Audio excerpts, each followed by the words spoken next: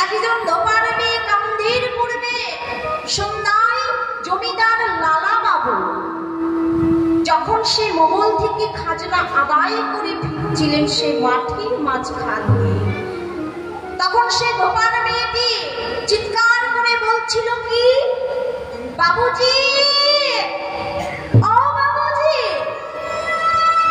বেলা নাই বাসনাই না মাগু, আহা বাবুজি, ও বাবুজি।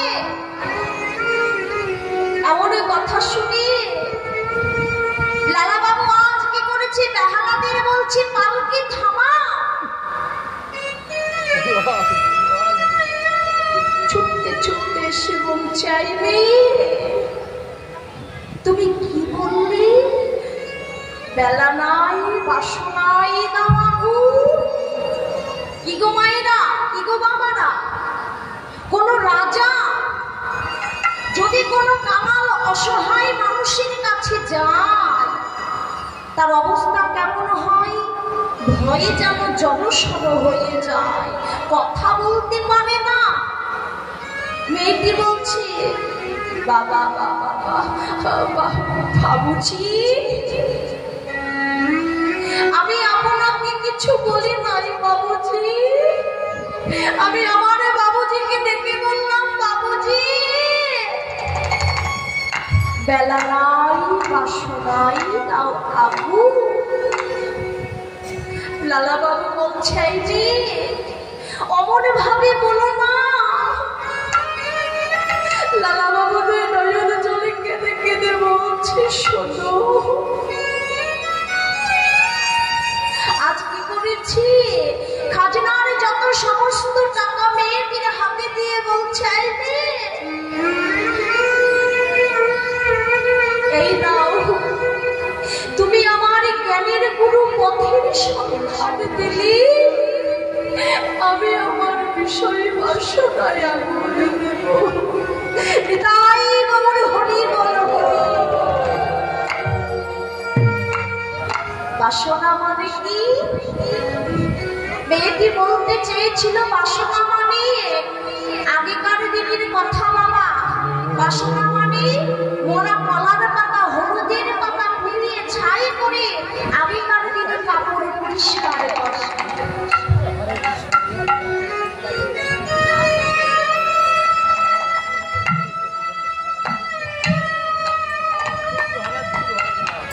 বাসনা মানে কি? মোরা কলার পাতা হলুদের পাতা পুড়িয়ে ছাই করে আগেকার দিনে কাপড় পরিষ্কার করা হতো। কি গো মাইরা, আগেকার দিনে সার্ফ সোডা সাবান ইত্যাদি কিছুই ছিল না। এমন কথা যখন বলেছে লালা বাবু বলছে, এই মেয়ে আমি আমার বিষয় বাসনায় আগুন দিলাম। আর বলি, শোনো আজ আমি বৃন্দাবনের দিকে যাত্রা করব। কেন বলছি? গোবিন্দ ভজনের জন্য। এই বলে আজ লালা বাবু কি করেছে, আজ নিজ গৃহে ফিরে গিয়েছে। রাত্রিতে লোটা কম্বল সম্বল করে গোবিন্দ ভজনের জন্য বৃন্দাবনের মুখে যাত্রা করেছে। কি গো মায়েরা, কি গো বাবারা, যদি তোমরা গয়াধামে গিয়ে থাকো দেখবে সেখানে একটা তীর্থশালা আছে। সেখানে যতই তীর্থযাত্রী যাক না কেন সেখানে কোনো ভাড়া লাগে না। এই লালা বাবু সেই তীর্থস্থানটিকে নির্মাণ করেছে।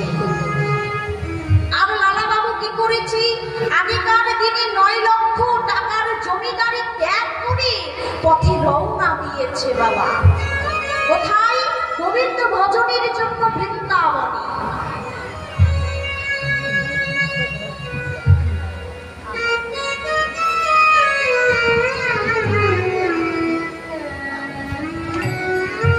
এইদিকে কি করেছি, লালা বাবু তুই নয়ন চলে কেঁদে কেঁদে বলছে, গোবিন্দ একেবারে দেখা দাও গোবিন্দ, আমি আমার বিষয়ে বাসনায় আগুন দেব বলে আজ আমি বৃন্দাবনের দিকে ছুটতে ছুটতে এসেছি।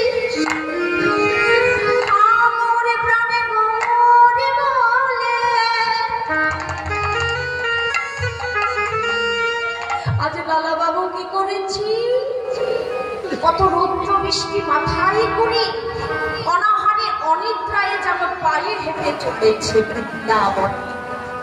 সেখানে গিয়ে কি করছে বাবা?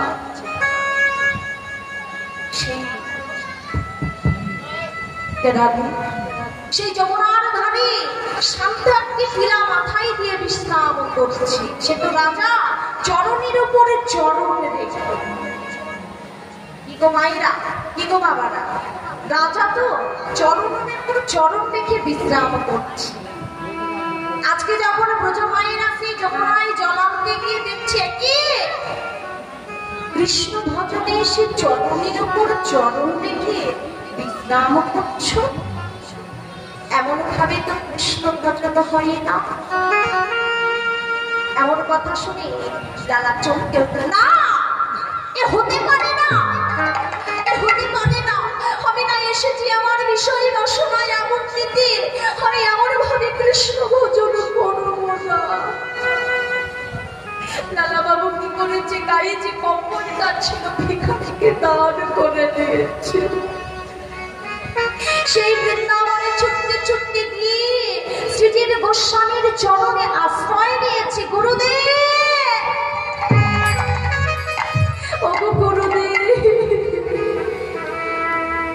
আমি আমার বিষয় বাসনায় আগুন দেব বলে আজ বৃন্দাবনে এসেছি। গুরুদেব,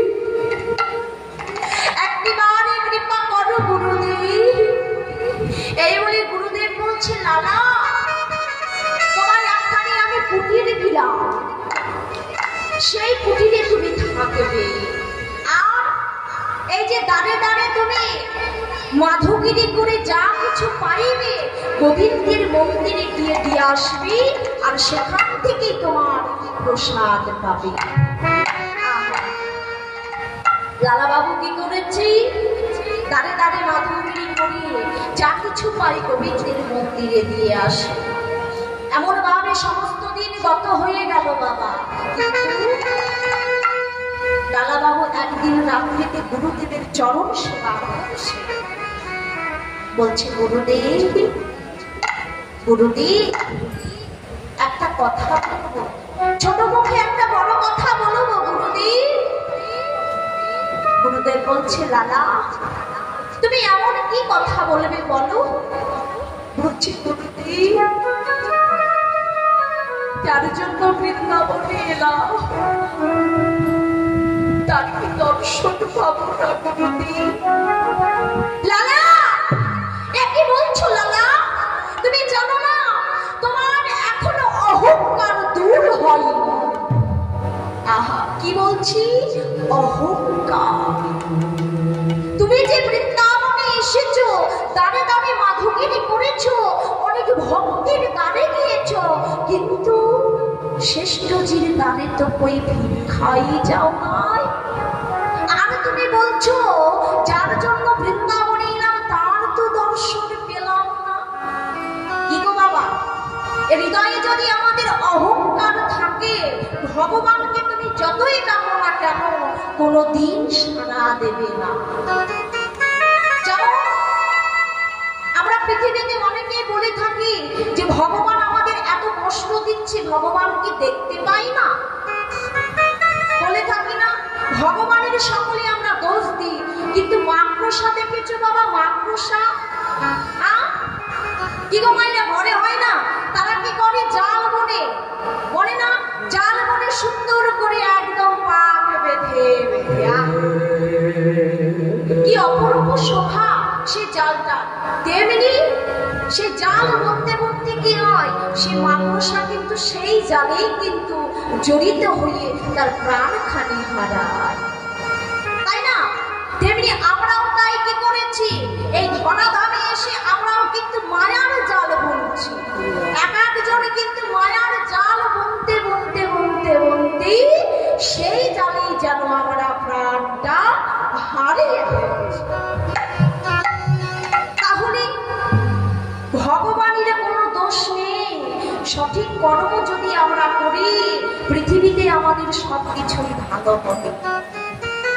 ভগবান তোমায় বলেনি তুমি এটা করো, তুমি ওটা করো, তোমাকে বলেছি সঠিক কাজ করে যাও। ফলের আশা করো না। আমাদের কলিহত জীবের বড় লোভ লালসা, তার জন্য আজ আমাদের এমন দশা। তাই তো, তাই কি বলছি, লালা বাবুকে বলছি, লালা তুমি শ্রেষ্ঠজির দ্বারে এখনো ভিক্ষায় যাও নাই, তোমার হৃদয়ে অহংকারের বাসা বেঁধেছে। এমন কথা শুনে লালা বাবু বলছি, গুরুদেব পরের দিন সকালে আমি স্নান আহি করি, আমি শ্রেষ্ঠজির দ্বারে যাব। এই বলে পরের দিন সকালে কি করেছি, স্নান আহি করি শ্রেষ্ঠজির দ্বারে ভিক্ষায় গিয়েছে। কি বলি, বলছি জয় রাধে ভিক্ষামে দেহি মাই, জয় রাধে ভিক্ষামে দেহি মাই, জয় রাধে ভিক্ষামে দেহি মাই, নিতাই গৌর হরি বল।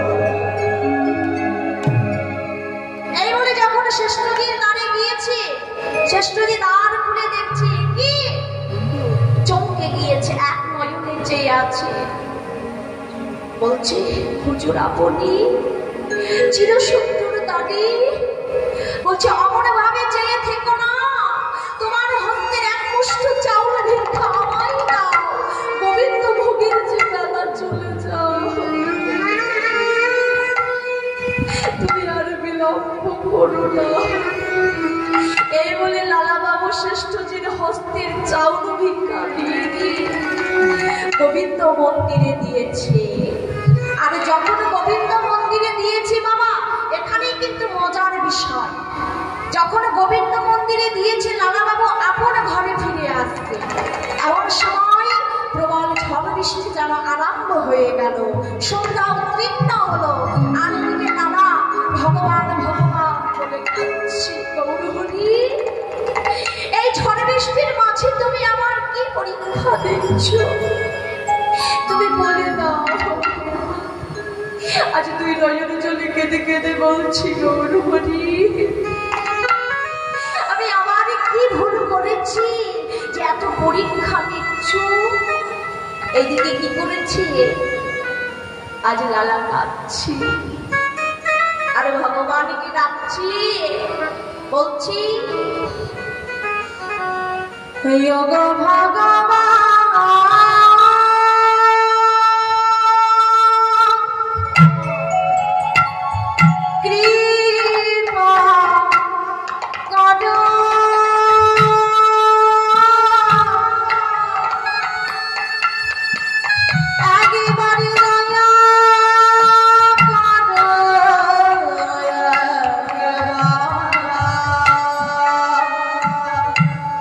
কৃপা করো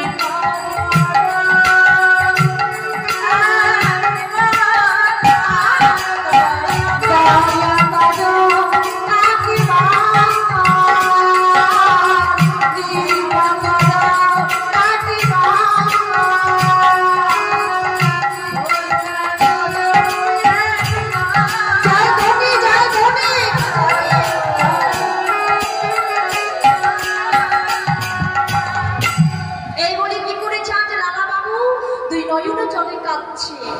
এইদিকে ঝড় বৃষ্টি বাবা, আজ পূজারী ঠাকুর মন্দিরে পুজো না করতে পেরে কি করেছে, ঘরে ফিরে গিয়েছে। আর লালা বাবু আপন ঘরে ফিরে এসেছে। এইদিকে যখন আপন ঘরে ফিরে এসেছে, এইদিকে কি করেছে, আজ ক্ষুধায় যেন কাতর হয়ে পড়েছে। এইদিকে আজ বাইরে থেকে ডাকছে, লালা লালা তোমার প্রসাদ নিয়ে যাও। লালা বাবু বলছে, ও পূজারী ঠাকুর, এত রৌদ্র বৃষ্টি মাথায় করে কেন এলে, ঝড় বৃষ্টি মাথায় করে? বলছি, লালা বাবু তুমি কি সেবা না করে থাকবে, তা কি হয় বলো? এই বলে কি করেছি বাবা, আজ লালা বাবু কি সে স্বর্ণ থালায় যেন প্রসাদ এনে দিয়েছে। আর লালা বাবু সেই প্রসাদ গ্রহণ করছে। এইদিকে পরের দিন সকালে পূজারী ঠাকুর মন্দিরে এসেছে বাবা পুজো করতে, এসে দেখছে স্বর্ণ থালা যেন চুরি হয়ে গেছে। সকলকে বলছে, বাবা আজ মন্দির হইতে স্বর্ণ থালা চুরি হয়ে গেছে। তখন লালা বাবু ছুটতে ছুটতে এসে বলছে, ও পূজারী ঠাকুর, তুমি না রাত্রিতে আমায় প্রসাদ দিয়ে এলে স্বর্ণ থালায়, ইতিমধ্যে আবার ভুলে গেলে? ছি ছি ছি ছি ছি, তুমি কেমন করে পুজো করো, ঠিকঠাক মন্ত্র পড়ো তো? কি গো এই মধ্যে ভুলে গেলে? বলছে, শোনো, আমি তো রাত্রিতে প্রসাদ দিতে যেতে পারি না, ঝড় বৃষ্টির জন্য আমি ঘরে ফিরে গিয়েছিলাম। বলছে, না তুমি তো আমায় দিয়ে এসেছো। বলছে, না তোমায় স্বয়ং ভগবান শ্রীকৃষ্ণকে তোমায় প্রসাদ দিয়ে এসেছে। তাই গৌর হরি বল হরি। এইদিকে কি করেছে, আজ সমস্ত ভক্তরা লালা বাবুকে কি করছে, আলিঙ্গন করছে, ভক্ত সঙ্গ করছে। বলছি